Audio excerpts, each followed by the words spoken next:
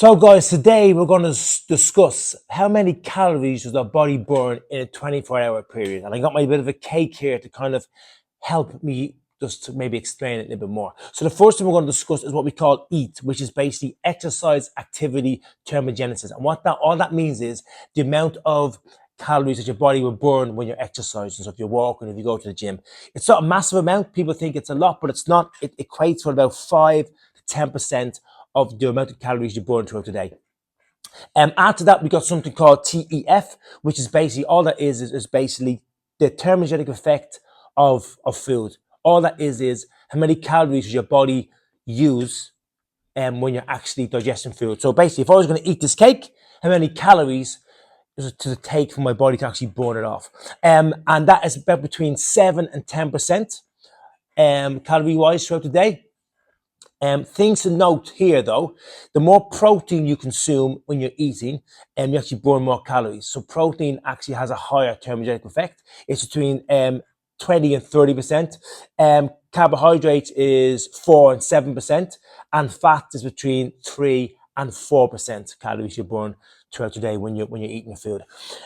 Next on the list, which equates to 20%.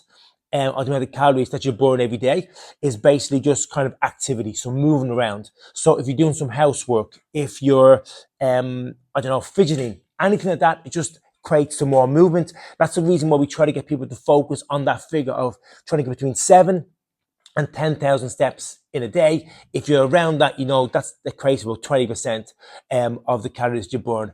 And the biggest bit of the cake, or the biggest slice of the pie, or the amount of calories that you're going to burn every single day, comes from your just being alive. That's it. So your heart pumping, your lungs breathing, your brain function, just basically your normal metabolic rate, just when you're kind of low activity, just whatever it takes just to get you moving throughout the day, equates to 70% of the amount of calories that you burn. How do you get that number up?